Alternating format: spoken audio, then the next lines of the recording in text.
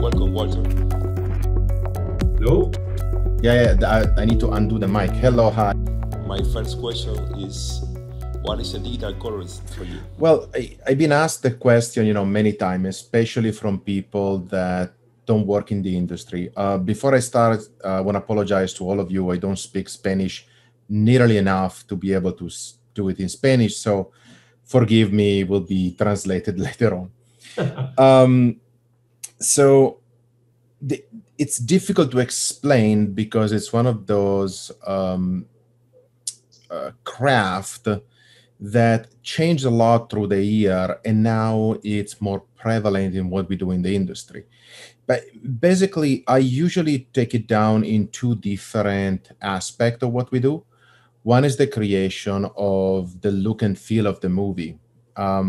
If in the past, when we had film, pretty much the look and feel was dictated by the stock you were using for shooting, the stock you were using for printing, the photochemical process, and you can't really change that much. So the majority of what you were doing it on the set in front of the camera.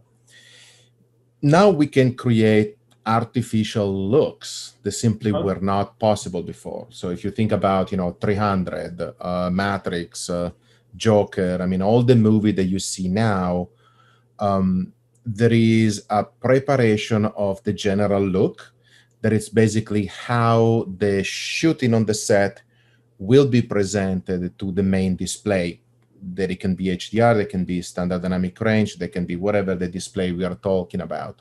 So in theater will be the projection, so P3 projection, theatrical. That is the most fun part, but also the smallest part. Like you do it once for a movie and it's pretty much done. The second part is the actual technicality of make the observers, so all of us, think that the movie was shot in one place, in one location, one after the other. Imagine a chase that you shoot through the course of perhaps 3-4 days with cars outside, inside. You may have the sun movie, you may have clouds, you may have slightly different lighting conditions. So our job is to modify the photography elegantly to put everything pretty much as if was shot as a one unique piece. So you just think about the action, you don't think about, hey, there was a sun there and now it's not there anymore. You want to do a question? Yeah. And basically, like, when you start your node structure, does it depend on the movie you're doing, or does it you use the same node structure throughout your whole work? So I tend to divide even the node structure that I will show in a moment. I divide it mentally in blocks. So there are blocks that belong to literally put the shot in the ballpark, blocks that belong to the fine tuning, and blocks that belong to the trim of the scene. And it's basically similar. It depends if it's, for example, theatrical or TV tend to be very the same. If it's advertisement, perhaps I need to add a few more nodes just because advertisement usually you tend to do a lot more finesse.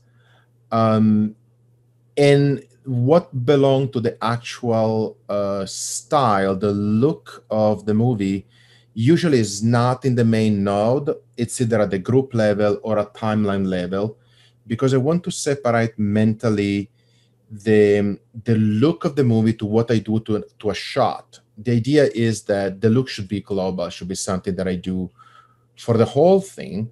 And then the shot is what I do to make that particular shot works with the rest of the photography. Usually, yeah, it's about the same node structure. It can be a few nodes more, a few nodes less. Or if a specific case come up, I perhaps modify it at the beginning of the project and just to apply that to everything. Thank you for the answer. Of course. And when it comes like to color space transforming and stuff like that, you're taking care of it like before you start your node structure, at the end of the node structure, or maybe like on the timeline level? The basic idea for me is, unless you're doing a documentary or a show that has way too many cameras, you have a hero camera. Can be an Alexa, can be a Sony, can be a Red, a Blackmagic, a Canon, you name it. You have a hero camera, and usually you have a hero logarithmic color space. So the idea is that is the color space that I use for all the color corrections. If a shot belongs to a different camera, then I do a color space transform to bring that specific shot to the logarithmic. And the look at the back end, you have to imagine to be like a print that gets the logarithmic final and transform that into display. Gus, can I just share my screen so I can put this one on? Let me see if I share this one. You should see a white page. Okay. Okay, perfect. So the basic idea for me is, on top of everything, there is the look. The look target whatever is your display, for example, the theater. So that will be for a theatrical, for example, a P3D65 gamma 2.6. That's one of the many colors that we target for theatrical. 2.6, okay. It could be P3D65, it could be P3DCI, it could be whatever. I don't usually work in XYZ. I work in one of the final one. To the look, you're feeding a logarithmic. That usually is whatever logarithm the camera has. In the case of what I'm going to show you in a moment, that was done on a Sony. So it's an S-log3, S-log3.cine. That's how the Sony was the Bayer in my case. Below the look, there is pretty much the color that you do for a scene. So instead of going shot by shot by shot, I tend to go and look at the scene and see where this scene should live. So you may have, for example, scene 1, scene 2, scene 3, and so forth. Under the scene, then you have all the shots. It's just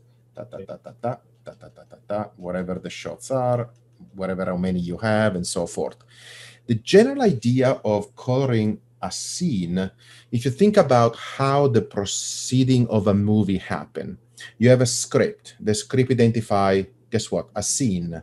When they go on the set, they tend to actually build the whole cinematography around the action of that scene. It can be break up in parts, but the idea is that if you have two people dialogue, they put the light for those two people, they do the blocking, they do the costume, they do the set, then they shoot the scene. So the whole block here should be pretty coherent. Go away. So if the scene, if I can make a correction for the scene to bring it roughly where I want it, then the majority of the decisions that were done on the set are transported to the final display. To do that, I usually look for what I call a hero shot.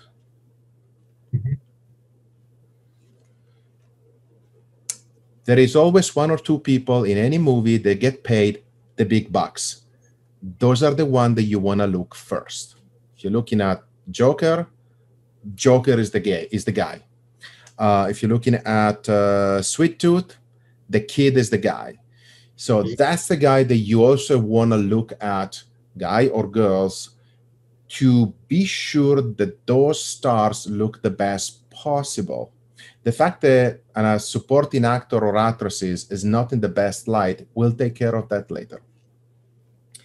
Once you color the scene with the hero shot, then it's just a matter of technically matching the other shot to the hero, and you're done for the scene. So let's get my resolve up. Let's move this thing out and let's reset everything just because. So what I put on the timeline is the actual look. So this represents the look. If I don't put anything, you will see it's simply S log in this case. I think at the Bayer, yeah, escamotri S log 3.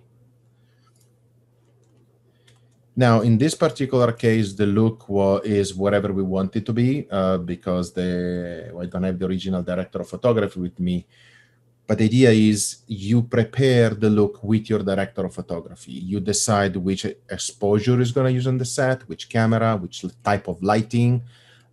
Do you want a cleaner look? Do you want a video look? Do you want a film look? Whatever look you think is good for the project, you decide that with the director of photography. And usually they want that look on the set as perhaps a lookup table that they can load on the camera or on the daily. So they start to have an idea of what you're going to get. In this case, I couldn't prepare the look. It came to me after. It doesn't matter. So let's say just for simplicity that I want to use an Alexa lookup table, okay? I can't just do that because the Alexa lookup table is expecting Alexa log C as a color space. Back to the question you asked me early, I need to transform the Sony S log 3 Cine. Where is the Cine? I'm doing something wrong. There we are. To the Alexa. And I don't need this one. I don't need that one. There you are. So basically, I know the lookup table is expecting an Alexa material. I don't have it. I have a Sony. I just do a mathematical transformation to go from one to another. For the majority of the color that you're going to put in front of the camera, this transformation will work. It doesn't work sometimes for very saturated color, neon color, where at that point you need to do something to tuck those color in. But as you can see, a naturalistic color should fit with not too much problem. So this one simply does the log transformation, and this one is my general lot. Just let's name it Alexa just because it's an Alexa. Later on, I'll show you how we can change this one to get a different look. I divided the move in groups.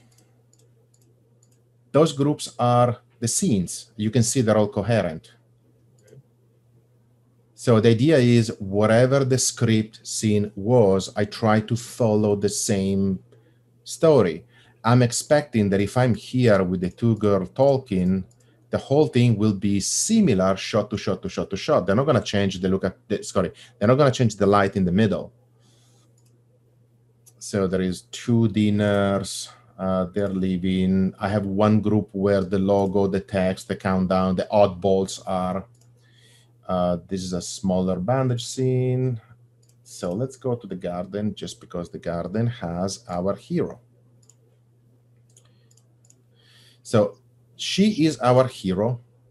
So the first thing we will do as soon as we do the node group is looking at her and see if she works qualitatively, photographic like we want it. So I explained before that in my groups, I have 3 blocks. One block is the basic balance. That is bringing the photography. Let's use the word white balance, but it's just literally a color balance and exposure where roughly the director of photography should have put it. Then you have a second group, that is the tweaks. And this is, many, many nodes, let's say 10. I don't remember how many, but, tens. And the last one is the scene level trim. So when I use this particular nodes, is something that I want to do to the whole scene. When I do something here, is just to balance the shot. And if I do something here, is put a vignette here, put a window, brighten this one, darken the green, whatever is the tweak for the shot. So if you think even a little bit further, these belong to the shot and these belong to the scene. And that is, mentally how I divide my node structure. Why we do node structure? Because node structure give you discipline. Because you will tell you immediately what you did, where, and how to proceed from there. So the first node, like we say, is just balancing. This will be the node that we'll use to do the balancing of the shot. Now, hold on, I cannot think and write at the same time. The shot may require a dynamic adjustment. For example, a character that goes from inside a bar outside, you have not enough light, too much light, and you have to compensate. Or somebody's talking and the cloud come in, the luminance goes down, you have to compensate. So in my second node, I usually put whatever is the, there we are, whatever is the node keyframing that I need to do. So at the end of it, you should have a shot that is well balanced. Now, because at night level, I don't have many keyframes to put. Usually the photography is pretty good. I also use the node if I need to put a noise reducer. I tend to put the noise reducer after the main balance because I may have to add contrast to the main balance, but before all the trims, so the key that I may have to pull it are a little bit cleaner. And there is validity on putting it at the beginning. There is validity putting it at the back. I also split it with a noise reducer that only feed keys. Most of what you see here is just a preference. It's not, in a Bible, if you wish. Oops. Okay, 3 nodes on the top. And let me just name it.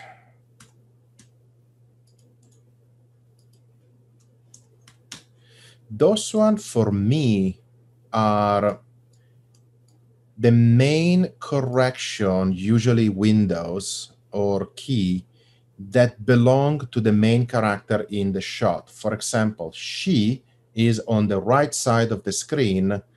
This node is the one on the right of the screen. If I have to put a window on her, I'll put it there. The other character is on the left side of the screen, so the other node is the left side of the screen. Center, goes without saying, is the center of the screen. So those 3 nodes for me are main character, left of the screen, center of the screen, right of the screen.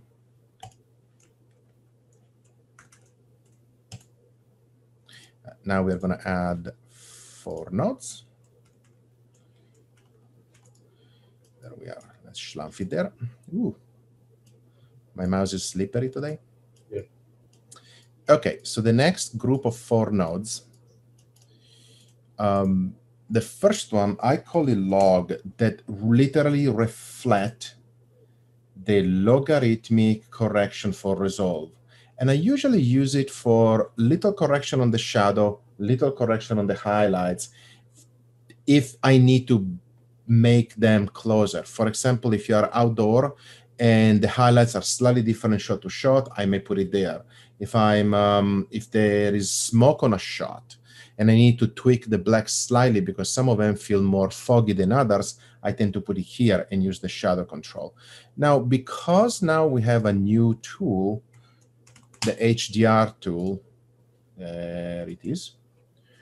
I also put it there. I like the idea to have fine-tuning tools for the extreme highlights, the extreme lowlights. And to me, that is part of a more logarithmic change of the curve. So I just put it there as well. The next one, sky. After many years of experience, I know that when you're outdoor, people will ask you to deal with the sky. Like too bright, too dark, add blue, take away blue, whatever it is. If it is an indoor shot, then you can think about ceiling. A lot of people like to put a small vignette or a small gradient on the ceiling to take down the ceiling lightness, if you wish. So you can just add this sky ceiling. Skip one for a second, node label skin. Now, I do not do secondary on the skin. For me, when I do balance, it means that the main actress balance, color, skin tone has to be right. Then I do everything else. There is no reason for me to make the white, the black, if the skin tone of the main character is not right. Think about it. Who tells the story? The main character. I don't give a damn if the black is not black. I need her to look good in this particular shot. Now, why do I have a skin node if I don't do that? Because especially in TV, people ask you to do little refinement on the skin of an actress. For example, take away a little bit of the wrinkles, pimples, this little detail that sometimes they ask you to do. So I want a node where I can just select the skin and do whatever I wanted to do with it. And I actually use quite extensively the beauty plugin from Resolve. I think it's fast. It gives you a pretty good result. So just loosely select the skin, loosely put a mask or where the actress is, throw the beauty plugin, work with it. You usually get a pretty good result, and I use that for TV a lot. In this one, I'm starting to like in the color warper, curves and warper. So if I need to use the color warper, or if I need to use the curve for whatever reason, there is a particular color that I need to change, I want their own node. So I tend to put it there, and that's more like a global change. For example, in a movie that I'm doing right now, the blue of the window that they are putting in, it feels too green. It should be a little bit more nightlight. And I know it's something that it's in the whole scene. You don't even have to think about it. It's the whole scene. So I'm loosely selecting the color, putting a curve in, did the correction that I want with the cyan, just dragging it a little bit, get what I want, and move on. Then let me do another corrector. 1, 2, 3, 4, 5. Connect those guys, put a parallel node.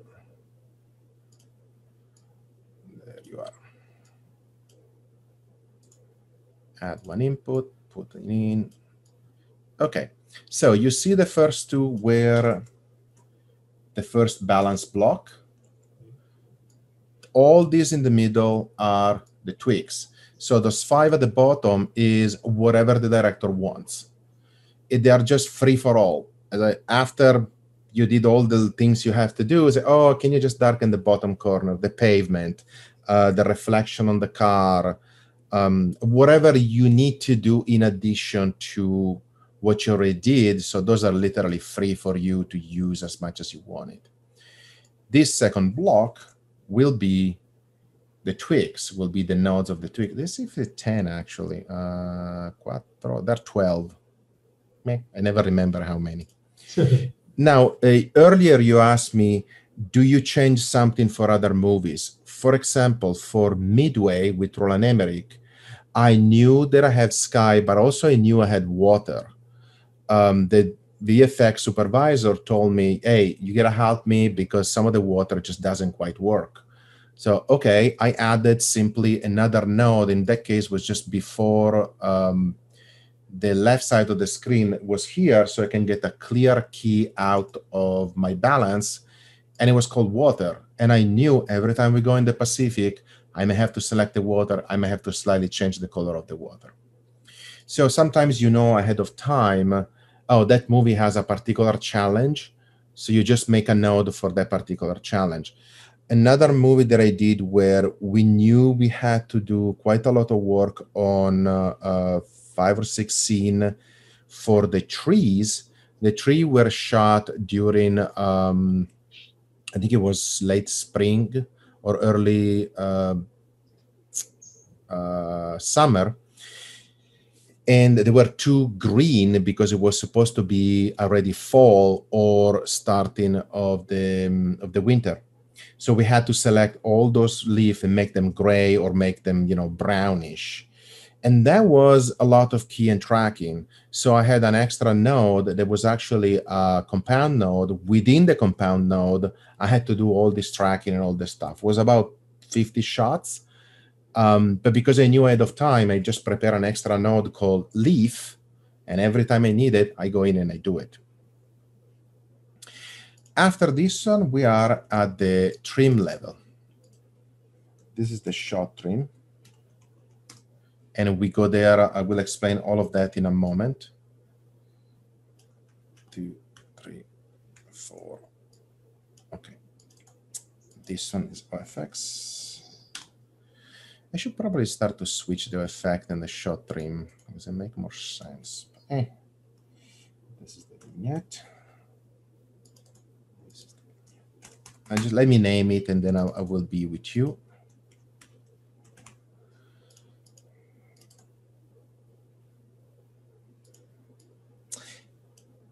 And you can use as many more or less nodes you want it. It really doesn't matter.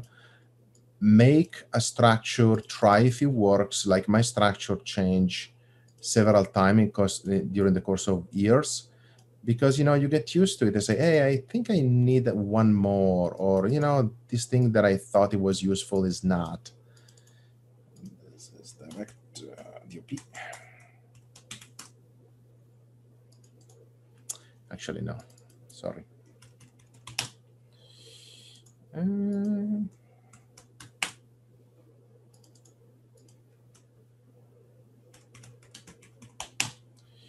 Okay, so the last block, you have a shot trim. Now, shot trim is usually useless unless you have supervised sessions. So what happened to me, let's think about, for example, TV.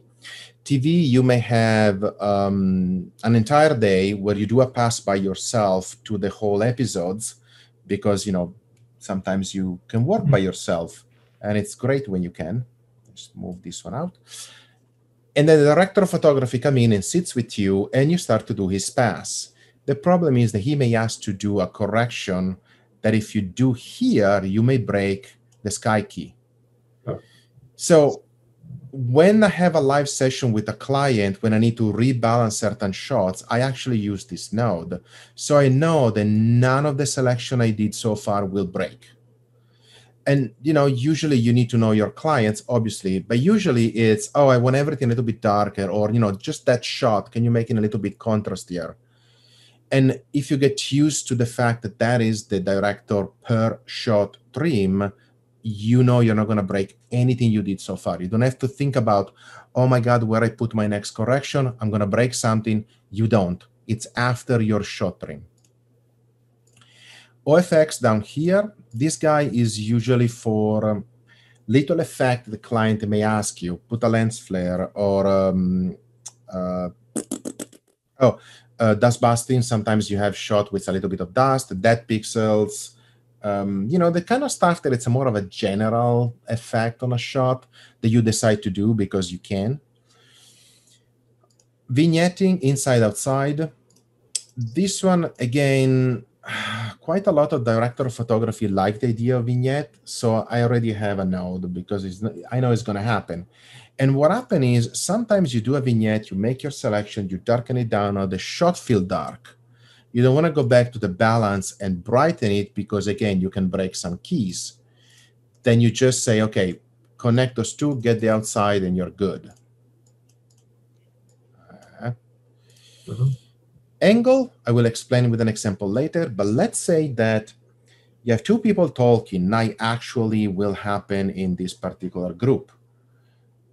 Let me just rearrange for a second. You see there is one angle of she talking versus the cousin, and then the other angle, and then there is the more global one when they are talking to each other from the side, and there are a couple of singles at the end of she's arriving.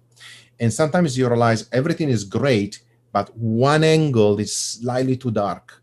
So you can grab all the shot, use this angle, make a correction, trim it up, and the whole camera block went where you want it.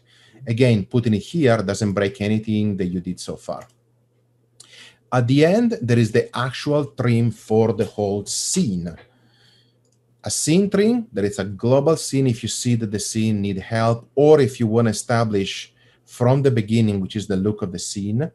Imagine, for example, that the scene need to be really, really blue and desaturated. You don't want to do this for the beginning because then it's difficult to pull keys.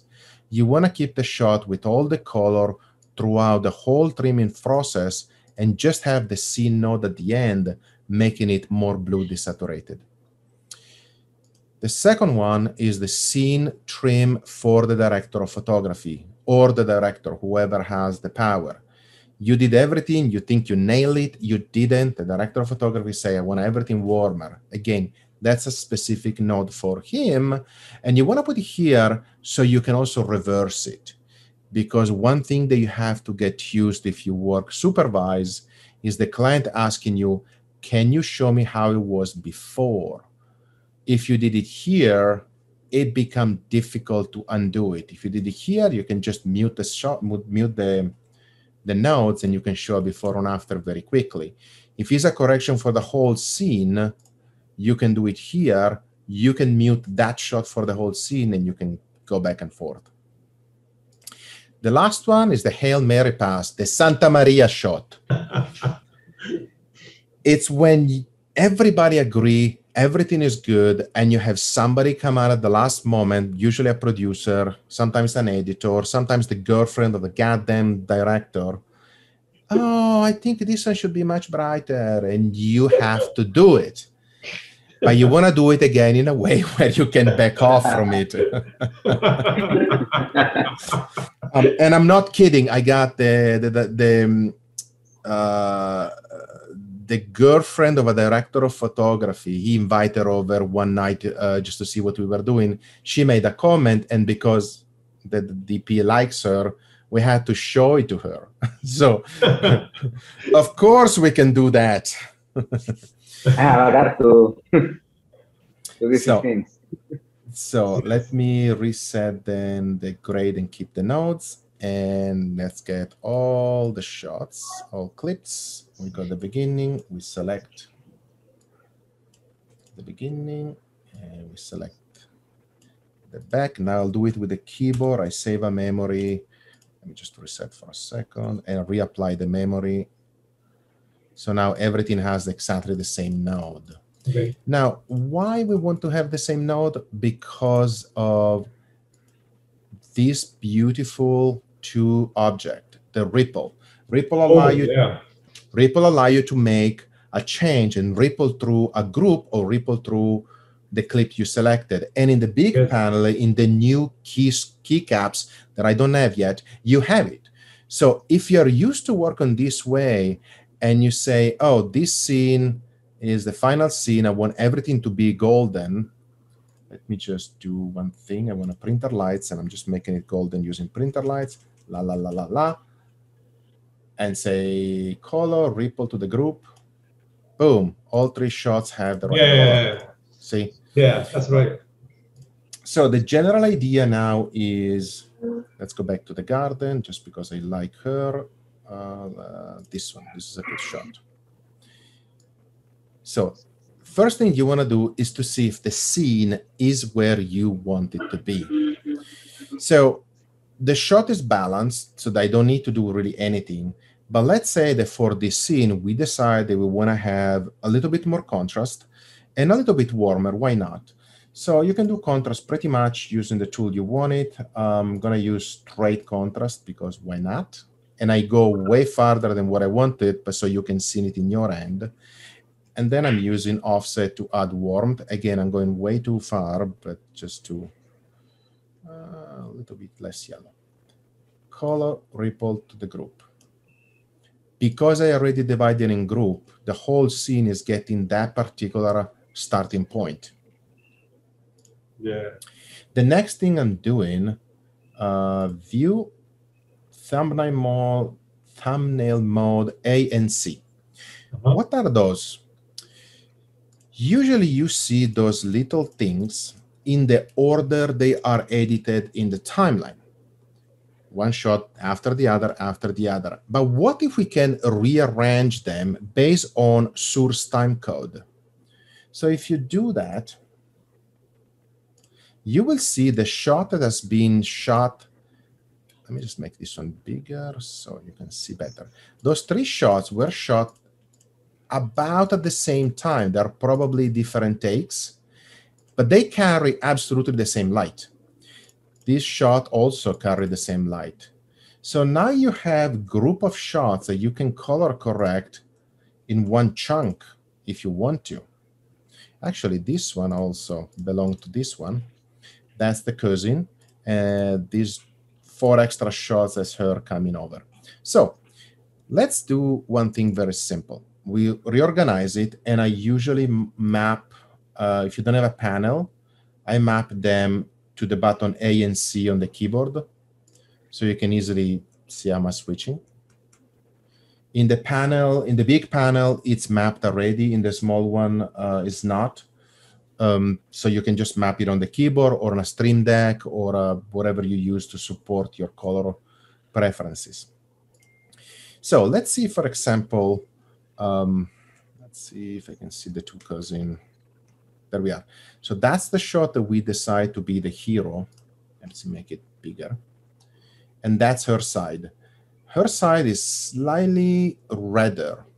So I'm just going to grab everything from her side, go on the main balance, take away 1 click of red. You can see here I took away 1 click of red. Copy, repo to the selected clip. All those shots now got the correction. Then this one, I know that those one compared to the hero shot, there is 13. Display, wipe timeline clip, there you are. As you can see, she's brighter. And those 2 shots belong to the same cut. Grab them. Again, I'm just going to do offset down. And 1 extra red, no, perhaps not. Color, ripple to the selected clip. So those 2 shots, they belong to the same thing. This one, it's her turning around, so she belonged to the same correction that I did here. That one is the first shot. Let me see. She looks too bright here compared to when she turned around. So let's wipe the timeline clip. I'm using the keyboard to do on and off. She feels too bright. Balance 1, 2, 3, 4. Why not? Now you see me use offset. Why do I use offset? For one simple reason. The color space we're doing the color, it's a logarithmic color space. In a pure mathematical logarithmic color space, offset represent almost perfectly an exposure change on the set mathematically and a white balance change as if you're doing it in camera. Even in a color space like log C or S log 3, they're not mathematically perfect. They're still close enough that within 2 stops of exposure, you can use offset and pretty much the photography will behave as if you're doing a change in camera. So I don't fiddle with temperature and tint. I don't fiddle with the raw parameter. I'm expecting the director of photography already did that. I shouldn't do that.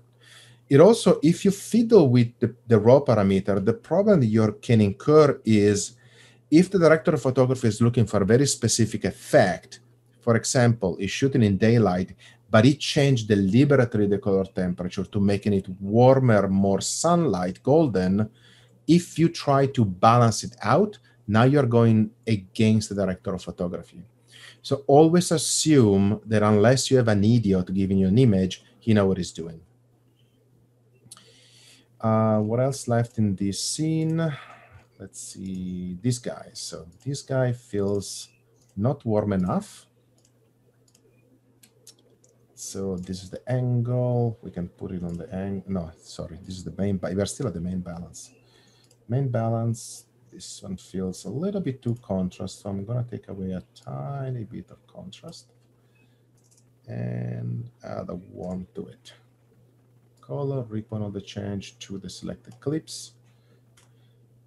Okay, so we did, I did something stupid here. Why this one went off? Did I mute it without even realizing it? Yes, I did. Why? Because I'm an idiot. It's okay, I did in the angle, fine, doesn't matter. Okay, so it took me quite a long time to do it because I was explaining, but basically what I did is make the main color for the scene based on whatever is the hero. She's the hero of the story. I want her to look good. I don't care about the green in the back. We'll fix that later if it doesn't match. She looks good. Then she is the supporting actor or the other actress in the movie. Second thing I did, her side, be sure that all the shots in her side look good and coherent. Then I went to the outlier here. I know there were a couple of outliers. Watch always your entire scene before you start color correct, so you know where are the outliers. And then I did the global here, just to merge it with the rest. At this point, you can start watching it. I don't need the audio, thank you. Now, you can see that I'm playing a 50 frame a second, even if the piece is actually a 25 because it was European. The reason is I want to see more shot in the minimum amount of time possible to see if the scene even works. If the scene doesn't work, there is no reason to start trimming.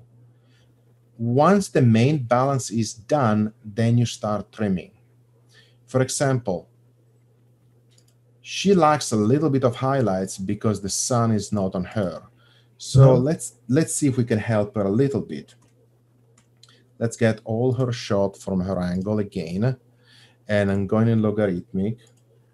And I'm going to just open slightly the top end. There you are, why not? Color, repo to the selected clips.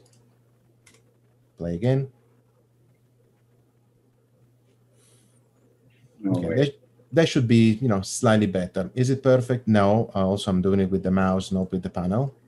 But this scene now is in the ballpark.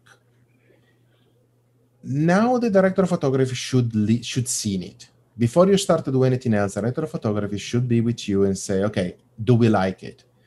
Let's say the director of photography say, can you show me a version that is not this warm? Okay, back to your lady. Taking away a little bit of warm. I did it again with printer lights. Color, ripple to the whole group because it's something that you want to the whole group. Hit play. I just did a trim to the whole scene from beginning to end with a simple click and go. If you don't have a fixed node structure, you cannot take advantage of this.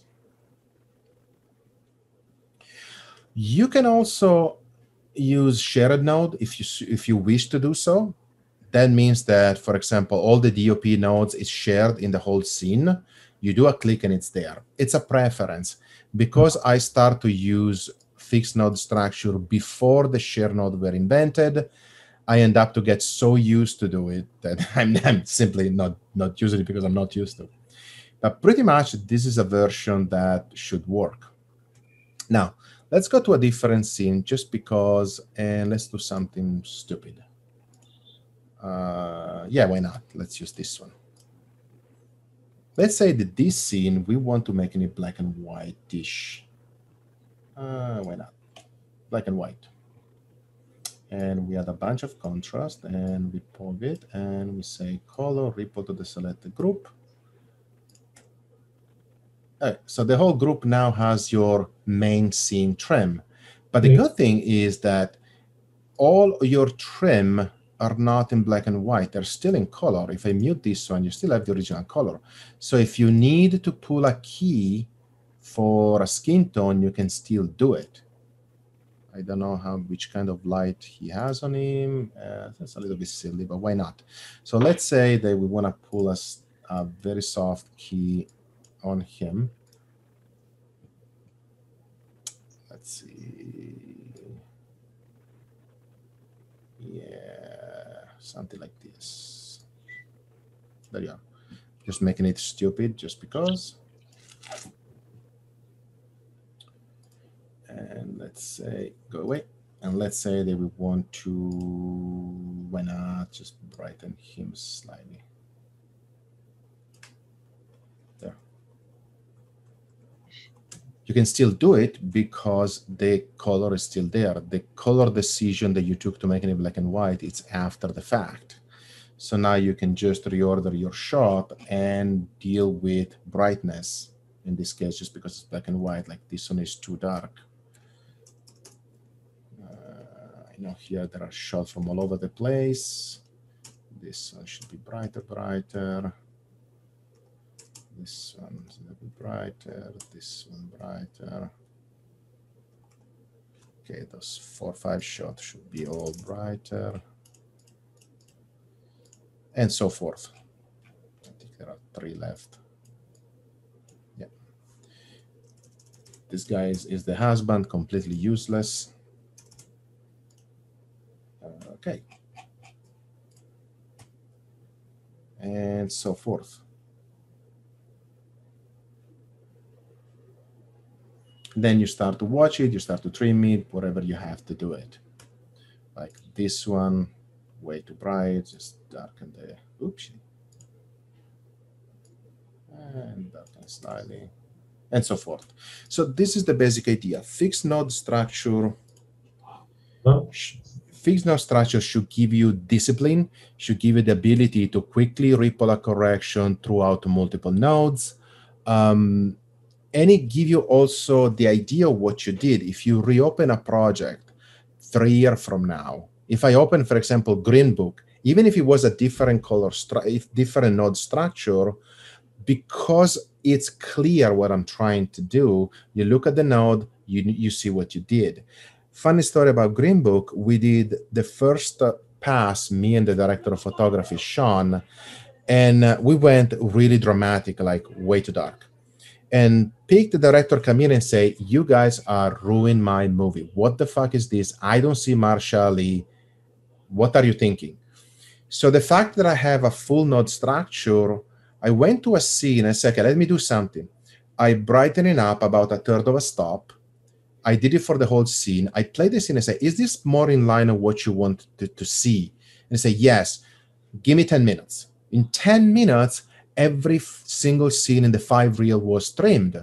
And I can go to the beginning, hit play. I just brightened the whole goddamn movie 1/3 of a stop with a very simple correction and trim.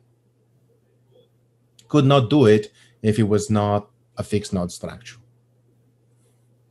Oh, thank you, Walter. ¿De los participantes quiere alguna pregunta que quieran hacerle a Walter Volpattto? Yo tengo una cosa. ¿Eh? Yo tengo una. Ok. Let's go. Dame un momento. ¿Me escuchas? Sí, sí. Go ahead, Fred. Go ahead. ¿Me hace complete? ¿En inglés o en español? My Bluetooth device is sorry. Don't worry about it. Well, come in. Yes, I'm in.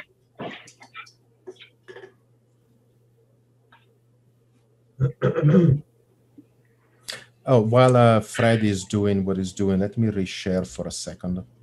Okay. Share for a second. Let me go back to the... Okay. Go ahead. Go ahead, Fred. Okay. Okay, Freddy.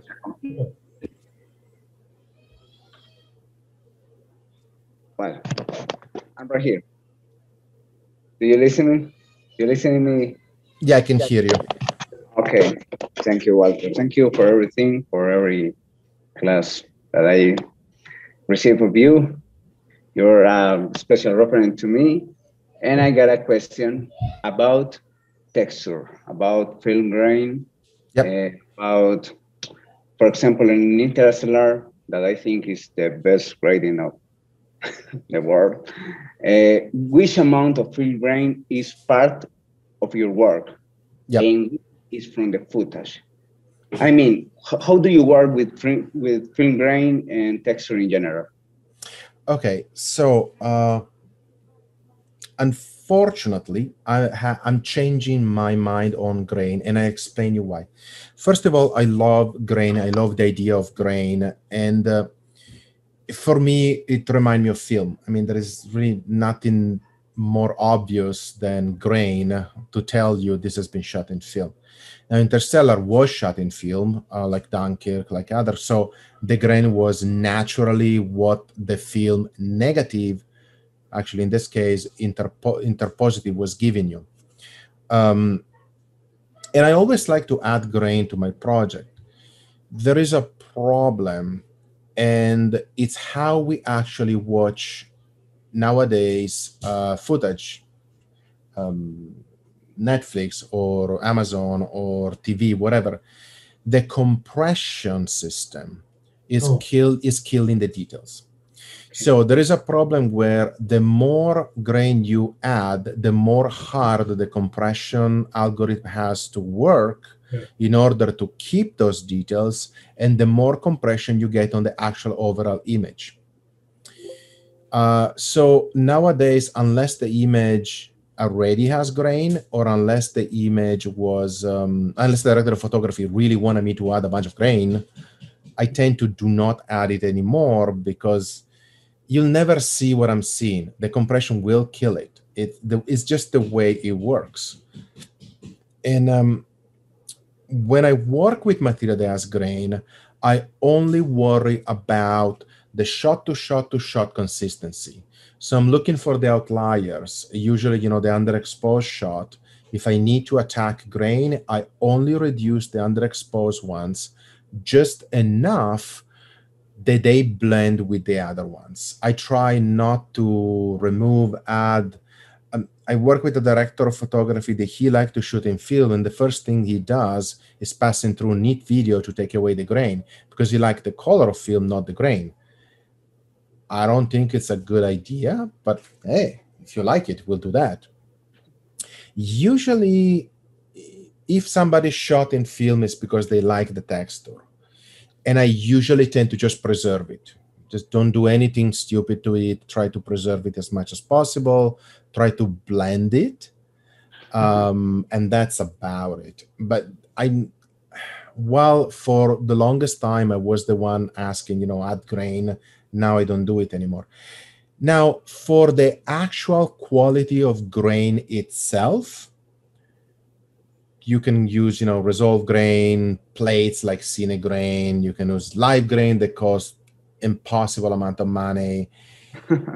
Given that at the end of the day, everything will be compressed, and given that on a real image, you will not be able to see the difference, who cares? Use whatever grain you have, it's fine. I usually use resolve grain. Occasionally I use Cine grain, but the one with the flicker, just to make something look extremely old. Or, for example, if you have old footage and you have to blend new text, then that's a good idea. I was doing a restoration of was a 1920-ish silent movie. And the only version they could find was the French one with the French cards. And we had to do an English one. So we need to retype it. We find a font that was close enough, was a font from the 20s. We find something that was close enough, but it looked too modern. So we want to make it worse. So we were able to just use that grain and that flickery to add enough. Then we got one of the original cards and I track it. And I got the tracking data, put it on the other one so you get the waviness that is very coherent with the original one. And then we try to evaluate how much out of focus the lens was doing on the edges and try to replicate that. Is it perfect? No, but it's close enough that you don't think, oh, this is a new card. Did I answer your question? Yes, of course. Thank you so much. Of course. Hola, gente. ¿Alguien más con una pregunta, por favor? Yo, porfa, ¿puedo? Jair.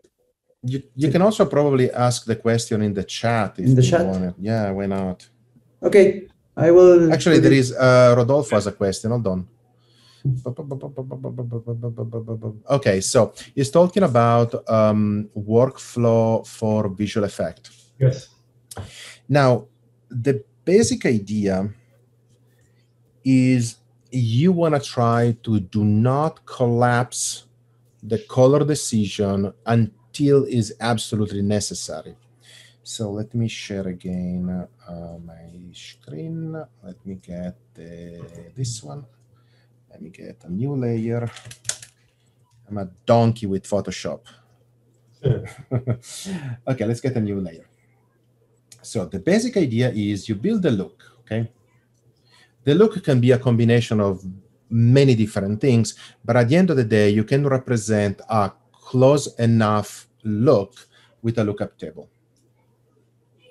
For example, you cannot represent a vignette, you cannot represent grain, you cannot represent an out of focus. If you put that in a vignette, you cannot represent that, but you can represent the general tonal grade, color decision, whatever is the main look of your movie. That one should go to the VFX company. Okay. The original camera, they also go to the VFX company in either logarithmic, or a lot of people want linear light. Linear light basically means how the sensor captures the data, no transformation applied. They do the VFX together, looking under the look. They give to the editorial a QuickTime with the look baked in so they can see if it fits within the photography. And now the problem is, okay, but a shot may require a little bit of color adjustment. You can, but my recommendation is to, hold on, that should be like that, is to only use RGB offset. Every VFX package can do RGB offset. Because remember, RGB offset in logarithmic represent very well exposure and white balance. If you are in linear light, you want to only use gain. Gain in linear light absolutely represent perfectly exposure and close enough white balance. To give you an idea, if you are on the set and you double the amount of light, the sensor will get double amount of light. The actual value in the raw data is double. That is linear light, set light. If you gain by 2, you exactly do 1 stop of exposure. So everything correlates. And that's why usually VFX people want to work in linear light, because using gain, you actually match very, very good what the photography was. And the 3D package can give you objects that are in linear light, and the physics of light works in that way. Also, the edges works much better when you do the blending in linear light. Once the VFX is completed, then they give you a log version back to the color correction. And it's basically not dissimilar to just de-Bayer log. So that is the preferred workflow. Occasionally, the problem is that the sequence is all over the place, and you do need to do color correction. So you have the original camera, raw. You de-Bayer that as a log. You put it in your color corrector. Let's say you have a sequence made of all these shots, but only these shots here, these shots, these shots, these shots are VFX. So only some of them are VFX, but you need to do a basic color grade to bring them in the ballpark. So just use again RGB offset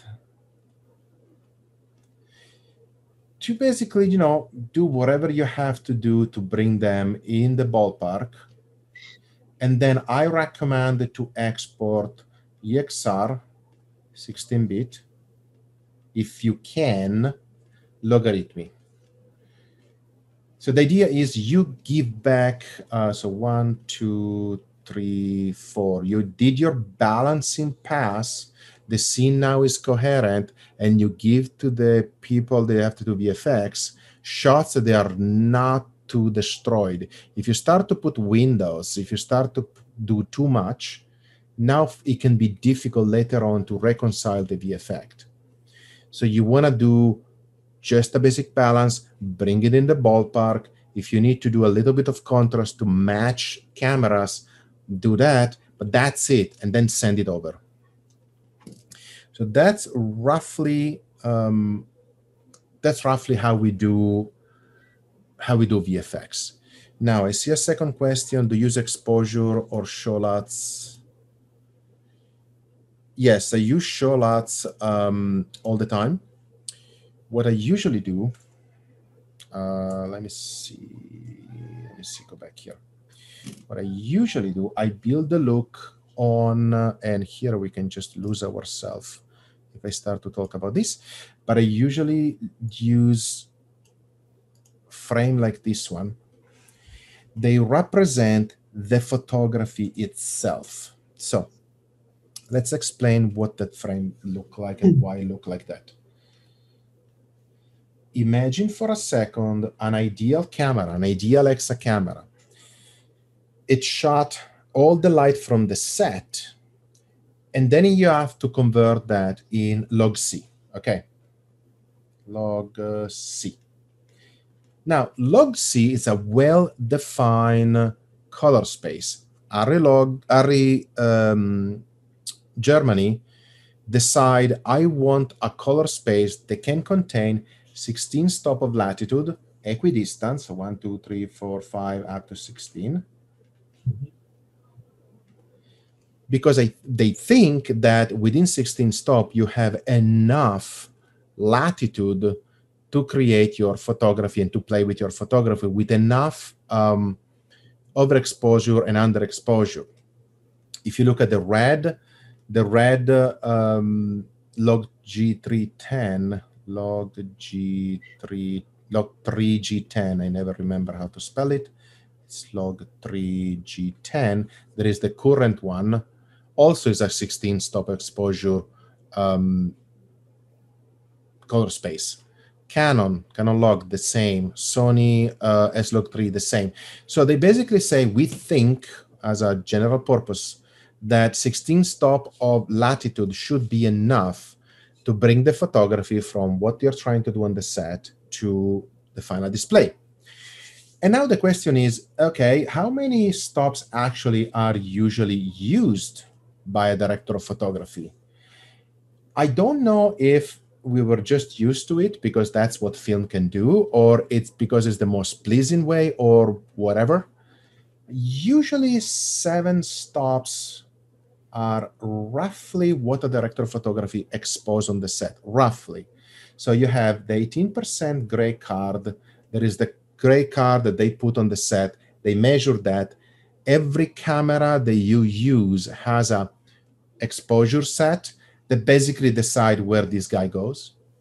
From there, roughly, people like me, they have a white mozzarella skin tone, are 1 stop over.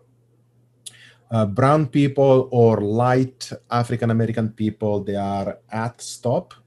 Very dark skin, like a Senegalese, dark skin. There is an actor that I'm working with for Queen Sugar. He tends to be really dark. He may be a -1. A very white skin tone with a porcelain tone, it can be, 1.5 above. So that's roughly where skin tone goes. And we use number 1 just because, unfortunately, the majority of Hollywood people that goes in front of the camera are white mozzarellas. If you do a movie, for example, in Africa, you will have a lot of this type of skin.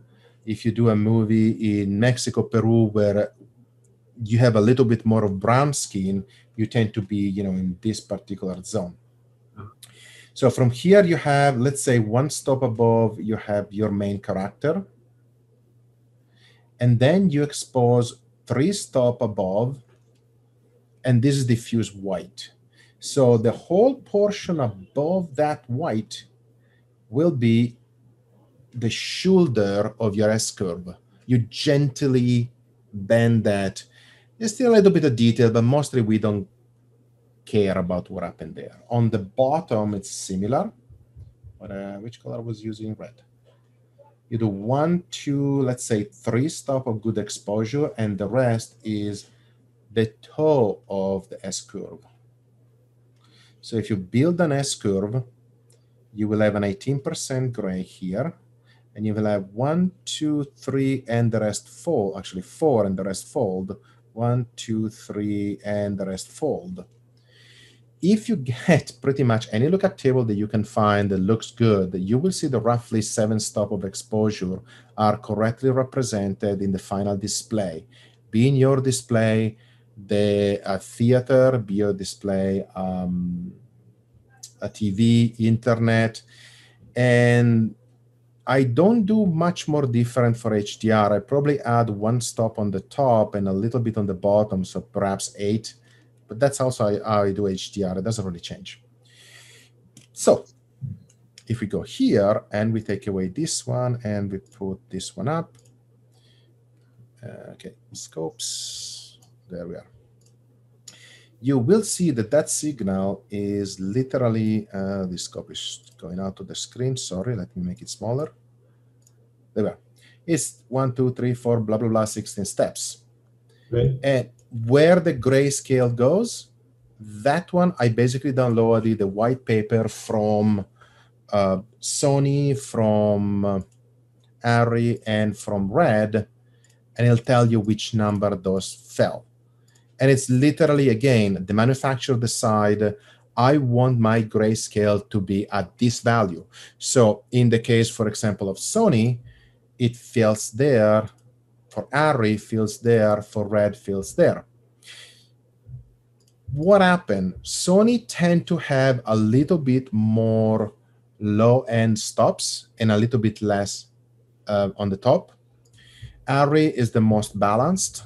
Red does the opposite. Red says, I want to have a lot of stop of exposure, of overexposure, but not many of underexposure.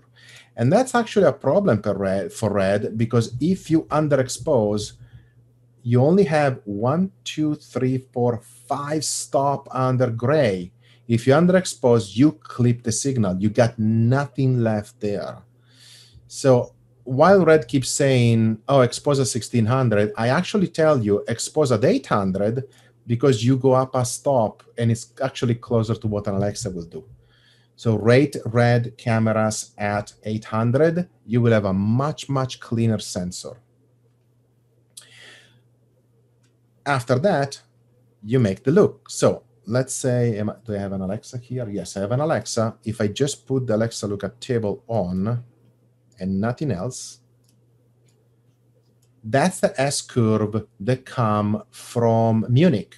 I didn't invent this one. This is how Arri Munich decide to have the lookup table built for Alexa. Lookup table from Arri, nothing else is than an elegant way to bring your photography to the screen.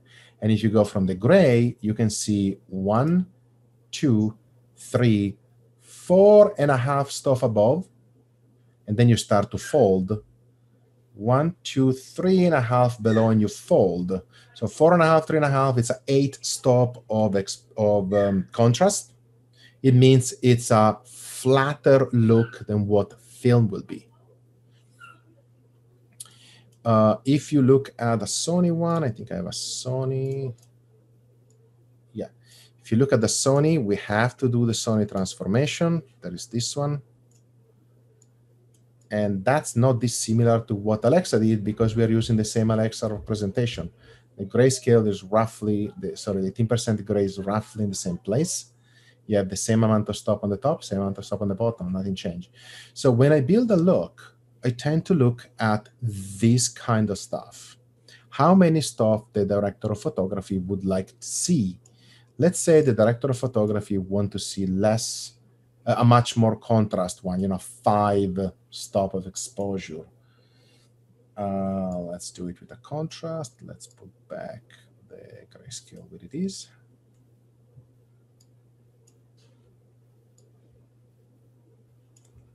There we are. So if you see, I just add contrast. Now I have 1, 2.5 on the top, 1, 2, and some on the bottom. This is only 5 stop of final contrast. Now, why do I do all of this? Because you have to think about how the director of photography light a set. They have one reference, that is the gray chart.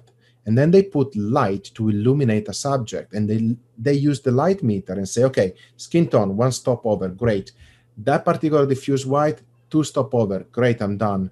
What about the black? Measure here, measure there, I'm done.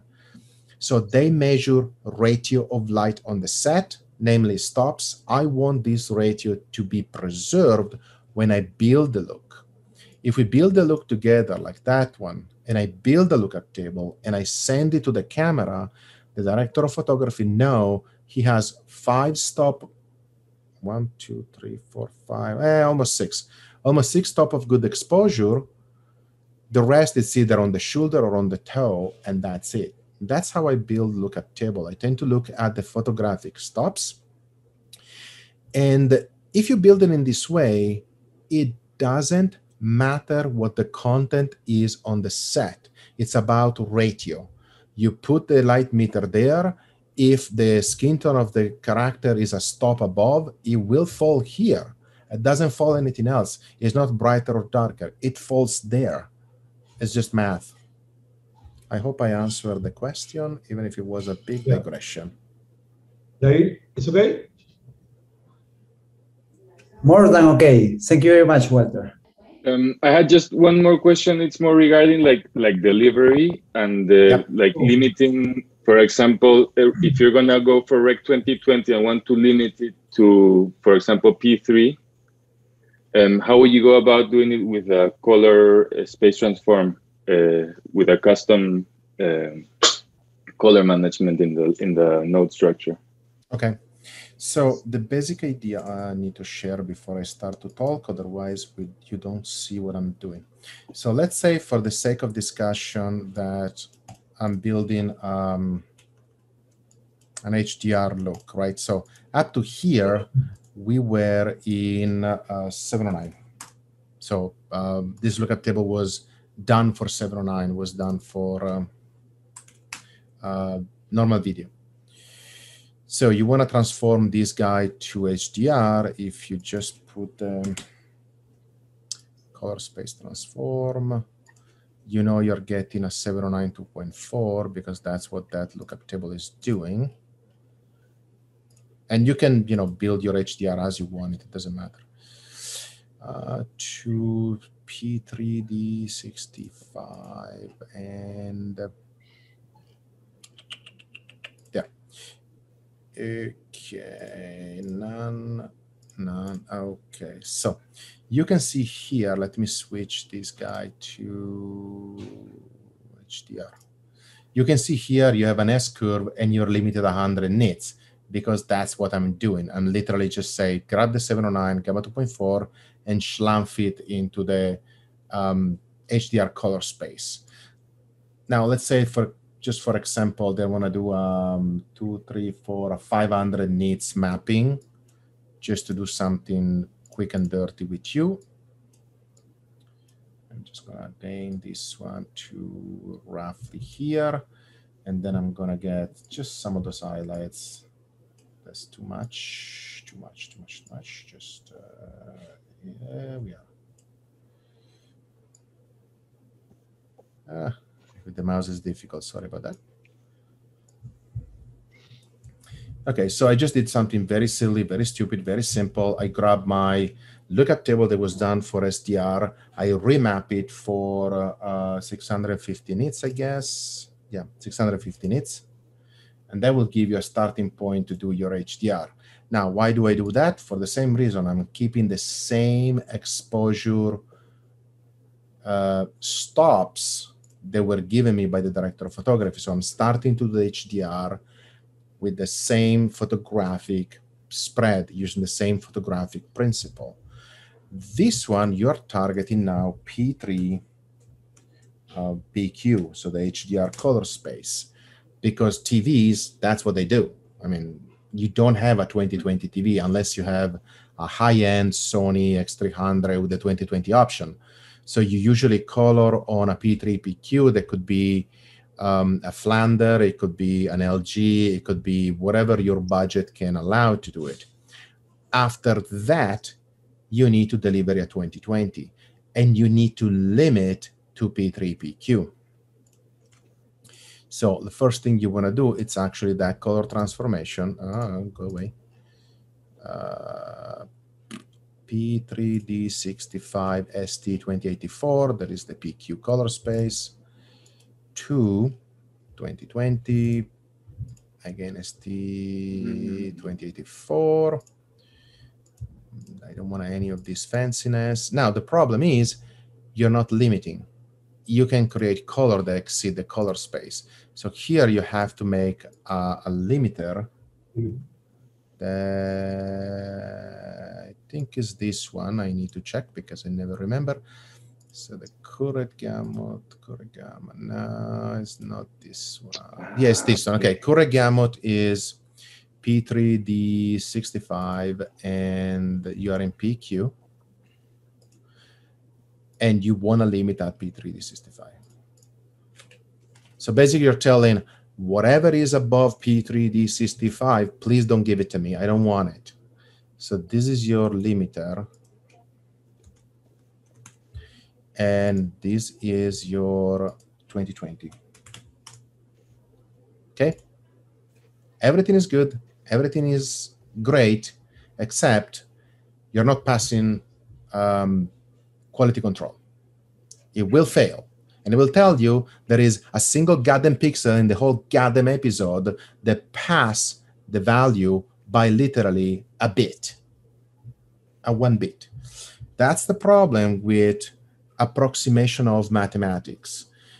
Resolve approximate that particular value of the pixel to X, but that X is literally X plus 1 in the QC report. So how you deal with that? The best way to deal it is literally going here, and instead of 50, you say 49.99. It will not change the look and feel of your movie. Nobody can see a 1% less saturation. Also, you still have to compress this. You still have to send it through the pipe. People at home are uncalibrated. So that little saturation change will not do anything to your image, but you will pass QC.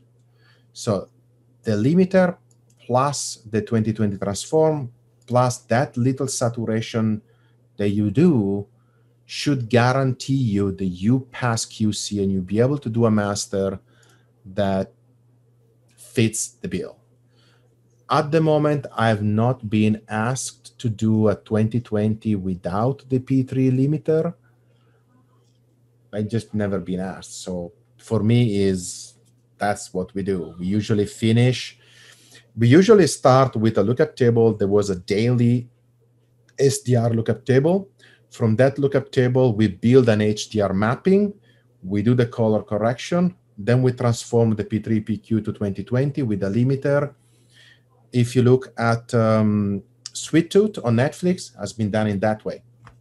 The look was decided before me starting the color. So they have a very specific lookup table they want to use. We remap the lookup table to... The first episode is different because it was the pilot. But all the other one, I think I map it to 650.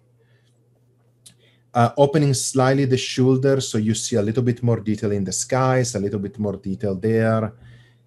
And then color happy until, they say we like it. We did the 2020, we send it. Now, why I don't do, let me digress yet one more. Why I don't do what other people do for HDR, where you have your photography, right? And, it's already a log. I just bring my photography and I go to the PQ space that it's already a log space, and I color until I'm happy. Because I don't think it's correct. The director of photography only expose a certain amount of steps, let's say 7 or 8. I want those one to go to PQ. I don't want to redesign the shoulder and the toe for every single shot arbitrarily. And the idea is you're not redoing the photography. You're grabbing the photography that was done on the set, you are enhancing. Another thing that people do, let's say you have a lookup table with an S-curve, and that lookup table goes to PQ. They just stretch this one to infinite because I want to have all this power. But your subject is still here. Your main character is, your main character is here. Why do you get white? God damn it. I don't know what I'm doing. Yeah, your character is here. If the difference before was 3 stops and it was pleasing, now you may have 7 stops of difference. And frankly, if somebody's against a window, I don't give a damn what's outside of the window. Usually it's distracting. So you do this one with your lookup table, and in correction, the first thing you do, guess what, is rebuilding the goddamn shoulder. Why do I want to do that? To me, the most elegant thing to do, you have the lookup table, you have your look, that it's an S-curve. This S-curve, it's remapped to, let's say it was 100 nits or 48 theatrical. This is remapped to, let's pick a number, 500 nits. And then I just give you a little bit of detail back. So the sky gets better, the clouds get better. But this is no more than a stop. A stop, it's already a lot. Because if you have a character against a bright sky, a stop, it's a lot. So not more than that. Give you some detail, perhaps recover a little bit of those, and you go up to, let's say, 650. 650, everybody can see it. Most of the TV out there can do 650. Even the iPad can do 650s. Well, 500-ish. But the idea is every single stop the director of photography sweat for 3 months to put on the set is retained. I don't keep, this guy down here and just give you highlights. That doesn't work. To me, it doesn't work. And I know a lot of people do the other way. They're very successful. Kudos to them. I don't like it. Okay. Thank you very much, Walter, for the answer. Of course. Thank you. Walter, please, one question. Which color diagram you prefer? Say again, which color? Management. Oh, color management. Yeah. The idea is that because I come from a period of time where there was no color management, I worked on Quantel for freaking 10 years. I got used to do my color management. So I use Resolve OFX Transform to bring the shots from the color they are to the color space that I want to. I work in logarithmic, and then I do whatever transformation, look, lot, whatever it is that it makes sense at the end. If I have to go to another color space, like you just saw me going to HDR, again, I use the Color Resolve OFX. I did a couple of projects in ACES. It works. It's not that it doesn't. The only problem for me for ACES is the way they do HDR. They do what I show you, where they only open the highlights, and I don't think it's a good way to do it. So you need to work harder to force ACES to do what you wish. That's the problem for me for ACES. The thing is that, like I say, I got so used to do that implicitly I do all the transformation by myself. There is actually, okay, so there is a question about Documento sulle ballerine. I think it's a documentary on Havana. Oh gosh, what was the title? Doesn't matter. It's people dancing in Havana. Okay, so documentary in general. First of all, trust your camera, your director of photography. Again, if you go with an Alexa outside and you have, people dancing outside, you cannot put dancing card, you cannot put lighting, but the cameras are built in a way they can capture daylight correctly. You just have to put literally measure with your exposimeter the main 18% gray, make the white balance at 5500, you're done. Most of the camera capture correctly. The challenge usually is when you go on the dark where, oh, we couldn't put any light, so we have to do whatever we have to do. In that case, then yes, you need to help with recovering lights, recovering exposure. You get a noisier image. I finished something for Apple Plus called Fathom, where those are scientists that follow whales. Half of the movie is done in Alaska, half of the movie is done in Polynesia. Completely different skies, completely different light condition. Just follow whatever the light was. If a shot is done in daylight, it's probably daylight. It's unlikely that you want to do a day for night. Yes, you cheat a little bit, like pre-dawn for dawn, or barely lighting for dawn, or sunset. But that's kind of the skill you build to create a look for the scene.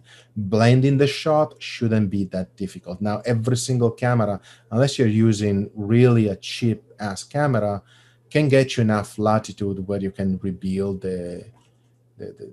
rebuild the photography close enough. If it's clipped or if it's crashed, it's not there anymore. There is nothing you can do. Okay, ¿alguien más con una pregunta?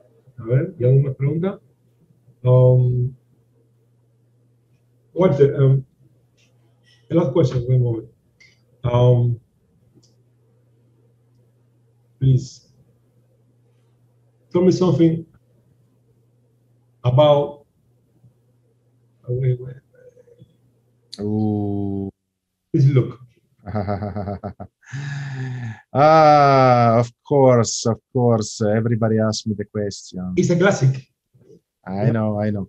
Take away the sharing. I'll tell you how this was done. Okay. Okay, so I need to add one more layer. Shift 5. Okay, so first of all, we need to understand who's Christopher Nolan and who's Holbein Oidma in terms of the stylistic choice they do. You see my screen, right? Yes. Christopher Nolan loved photochemical printing, loved photochemical representation. For him, digital can die tomorrow, he'll be happy. The problem is the film, especially as a projection, died a decade ago. So for us, the challenge for Dunkirk was to reproduce the photochemical finishing that he wanted to do. So let's start with the basics. How photochemical finishing is done. So let's talk about 35 millimeter just because it's simpler, but they were using IMAX and 65. Doesn't change much, it's just more complex. So you go on the set and you shoot your roll of film, okay? The roll of film are shot using the 18% gray, and the photographic stops that, in that case, Holbein Oidma, director of photography, choose to do on the set. For example, Interstellar, half of it was done in 35. This one, it's developed and it's a negative, okay? There is the develop on the lab, it create a negative. Now, you cannot see a negative, just you can't, you don't want to do this. So the negative need to be printed on a positive print. The print is projected. Okay. Here in the middle, based on the way it was shot, the director of photography usually talk with the color timer on the lab, and he says, you know, I was add exposure. Can you add a bit of blue? I want everything warmer or cooler. You use printer light. Now, printer light, because you get a print out of this process, and light because you physically add red, green, or blue light to make this print lighter, darker, or with more red or more blue or whatever. Okay. It's that literal. They add light to a negative during the exposure process of the print, then the print is developed as well, and you get your projected daily. Those dailies are screened by the director and the director of photography to see if they got everything they needed, if there is any quality issue or you know, out of focus. So when they say, yeah, we got what we wanted, they move to the next scene. What happened after that? This print depends. This negative, sorry, not the print. They don't do the print anymore. The negative gets scanned or telecine.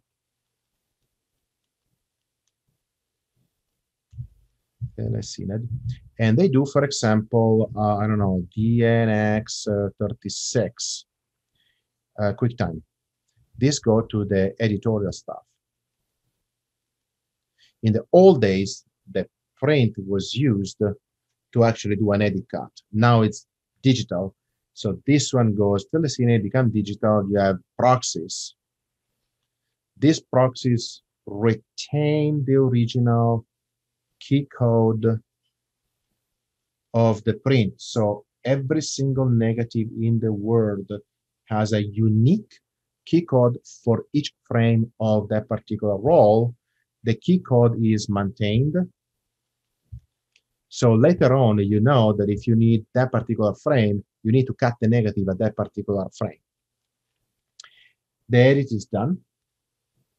And I know I'm going very from far, but the edit generate a cut list. Why is it called cut list? Because it's literally the list where you need to cut the physical negative to generate the final edit. So the cut list and the negative go in a place where the negative cutter basically splice. This is the portion of the negative we wanted, and there is the next one, and there is the next one, and they physically glue them together to create the final cut of the movie. And I'm doing all of this because both Dunkirk, Interstellar, Tenet are done with the same principle. They still cut and join the negative like we were doing in the 90s. For Christopher and Hoyte, there is no digital process. There is cutting the negative together. So the next thing that happened, chapter 5. The next thing that happened, you have a negative.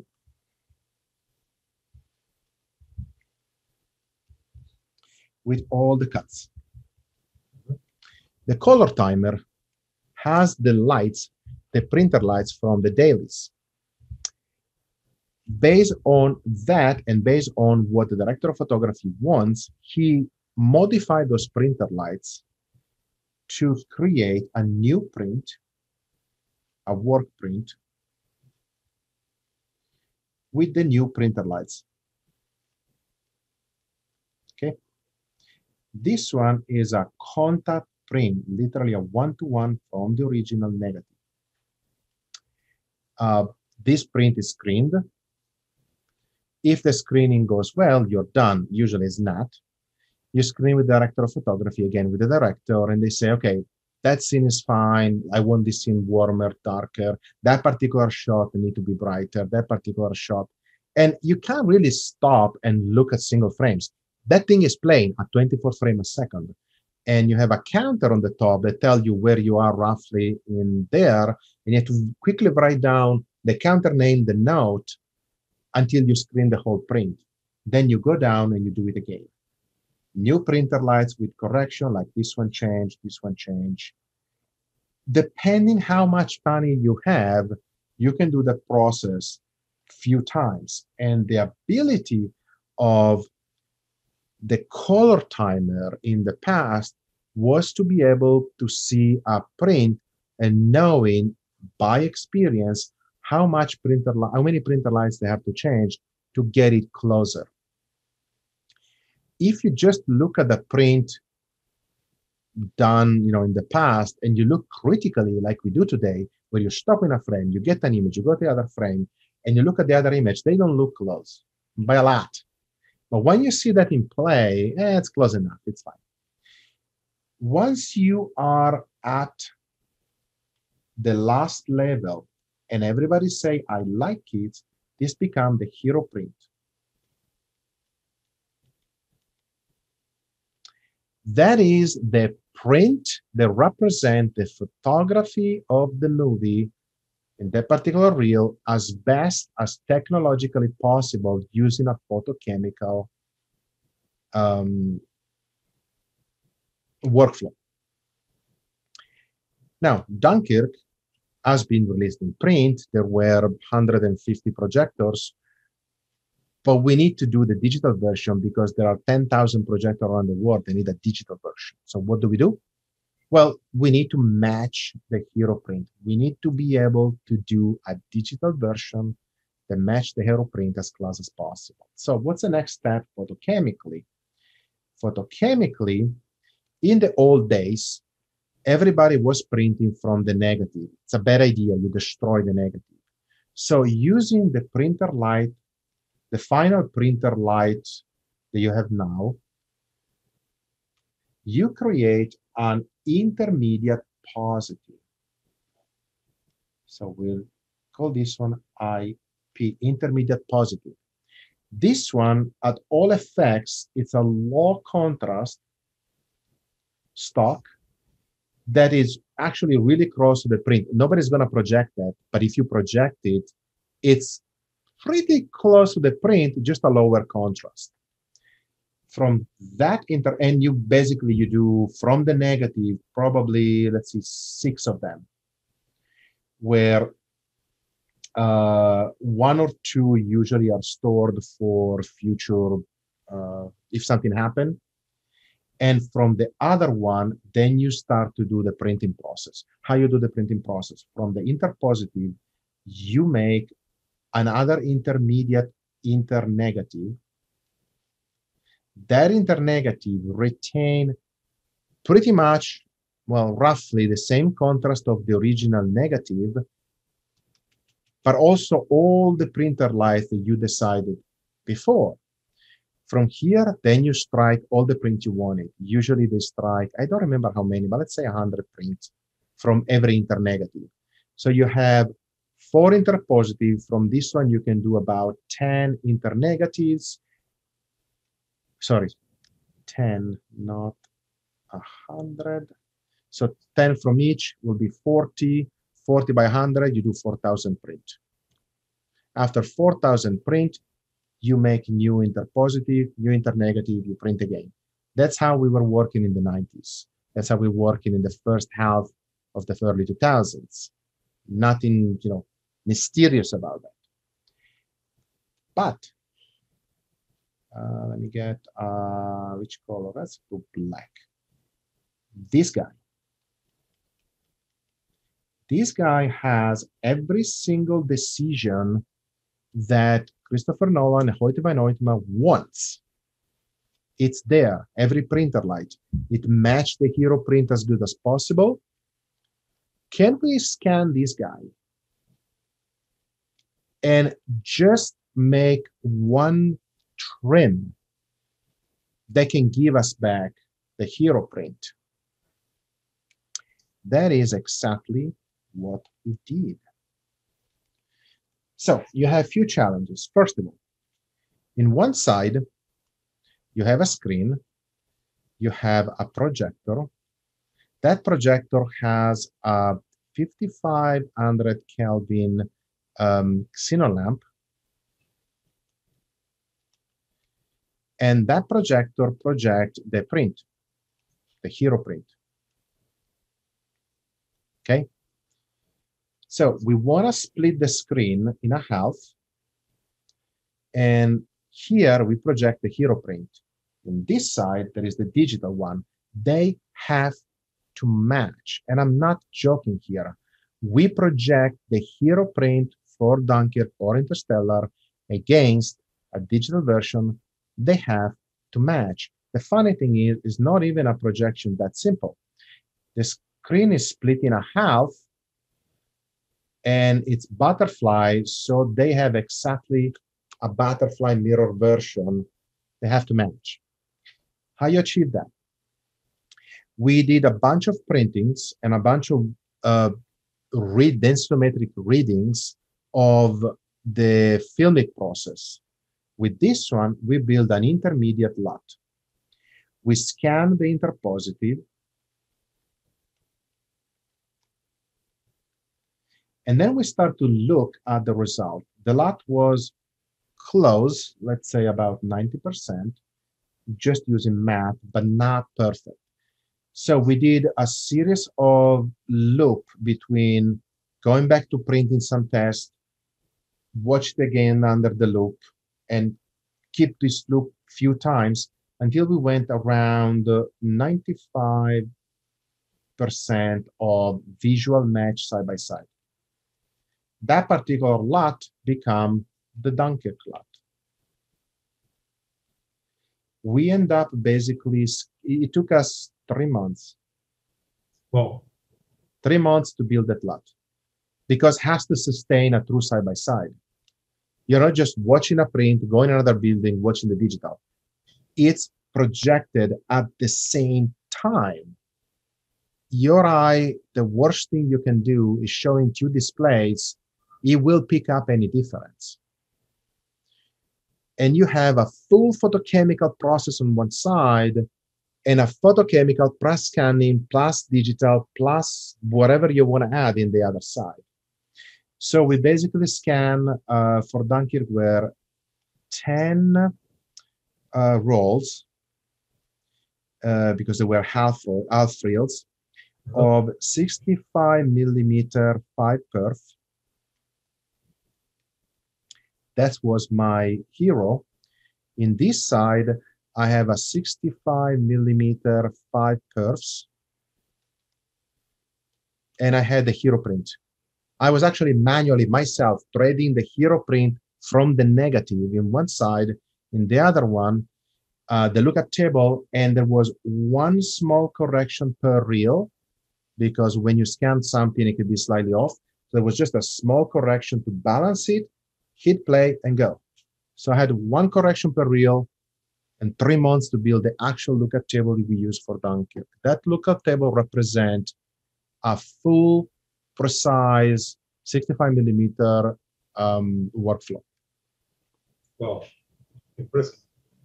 Yeah, it's a, how much was the color correction for Darky? No process. didn't really color correct it. We spend a lot of time to refine the lot to be able to sustain a side by side.